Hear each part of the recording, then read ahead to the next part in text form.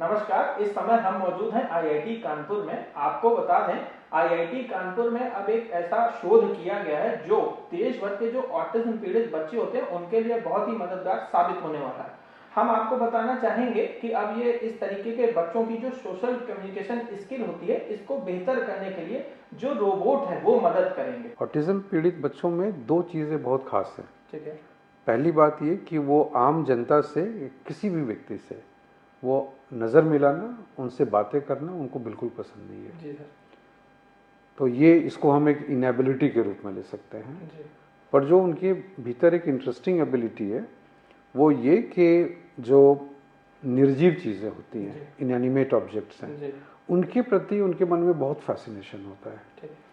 क्योंकि now robot inanimate है तो जीवित तो है नहीं है, लेकिन इसको अगर आप ह्यूमन बींग्स से मिलता जुलता अगर आप मूवमेंट कराइए तो ये उनके लिए एक ट्रेनिंग टूल बन सकता है। ठीक है।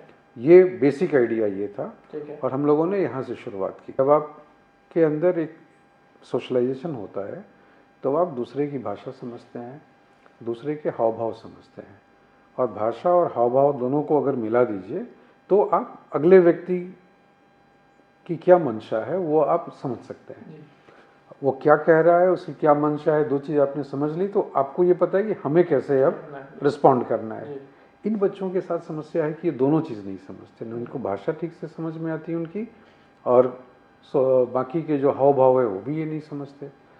तो हम लोगों ने शुरुआत जो इसकी 3 साल पहले की थी, उस समय हम लोगों ने शुरुआत की कि जो नॉर्मल बच्चे वो अपने आप को भाव के रूप में कैसे प्रकट करते हैं। तो जैसे मान लीजिए कि हम कमर यूँ हिलाते हैं, मुंह बिचकाते हैं, है ना, गर्दन हिलाते हैं, इस तरह से गर्दन हिलाएंगे, हाथ दिखलाएंगे कि इतना बड़ा था, इतना छोटा था, इतना सा था।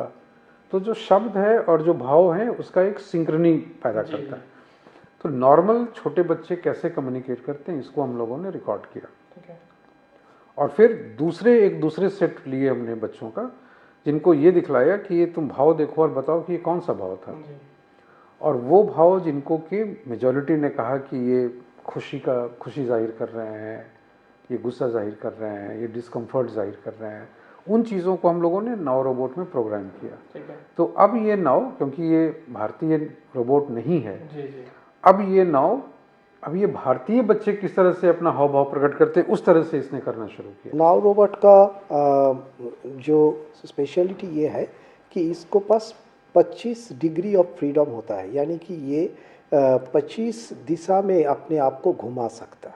और जस्ट एक कंपैरिजन के लिए कि ह्यूमन बीइंग्स में करीब 32 से 40 डिग्री ऑफ फ्रीडम होता है। तो इस हिसाब से नाव काफ़ी पीछे नहीं है, वो लगभग सेम स्केल पर है ह्यूमन बीइंग्स के साथ। तो हम लोग जो पहला हम लोग का था कि ये 25 जो दिशा में ये घुमा सकता, क्या इसी से ये सारे इमोशन को एक्सप्रेस कर सकते या नहीं, ये हम लोग का पास पहले चैलेंज था।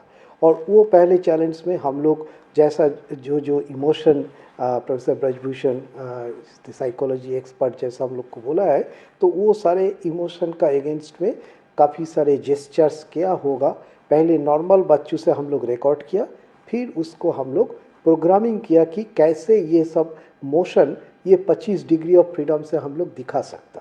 और वो जब हम लोग सक्सेसफुली प्रोग्राम कर पाया तब रोबोट ने ये सारे इमोशन को एक तरीके से एक्टिंग किया, और वो एक्टिंग के बाद हम लोग डबली कंफर्म किया कि yes, robot is a good actor, it can for a child a robot is able to convince कि ये इमोशन है। और चीज़ को इस्तेमाल किया हम लोग, अभी आर्टिफिशियल इंटेलिजेंस को लेके आ गया, क्योंकि बच्चों लोगों में जब कोई चीज़ में इंटरेस्ट आता है तो उनको फेशियल एक्सप्रेशन में कुछ छोटा छोटा चेंज आता है।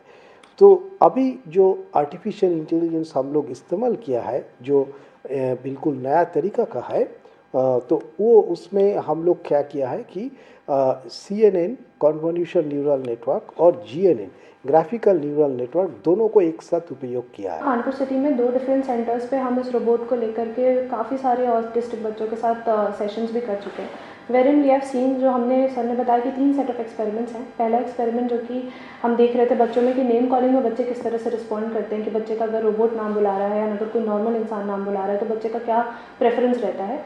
वी हैव सीन कि ऑटिस्टिक बच्चे बहुत इन्हांस्ड फोकस देते हैं टुवर्ड्स द रोबोट, और जिसकी वजह से seeing that focus and interaction हमने उन बच्चों का इमोशन एनालिसिस भी किया है एक नए GNN और CNN नेटवर्क के थ्रू, बिकॉज ऑफ विच हम एक रियल टाइम एनालिसिस बना सकते हैं, इन टर्न इमिटेशन लर्निंग और दूसरा इंटरैक्टिव लर्निंग उनके थ्रू, जिसमें हम बच्चों को पलट करके जो बच्चों की रिक्वायरमेंट है, if the child is happy learning this particular emotion या दिस पर्टिकुलर टास्क, देन हम उस हिसाब से बच्चों को दूसरा टास्क भी परफॉर्म करा सकते हैं। तो आने वाले समय में हम ये कह सकते हैं कि जो नौ रोबोट होगा वो कहीं ना कहीं ऑटिज्म पीड़ित बच्चों के लिए बहुत अधिक मददगार साबित होगा। मैं संजय दीक्षित, ETV भारत, कानपुर के लिए।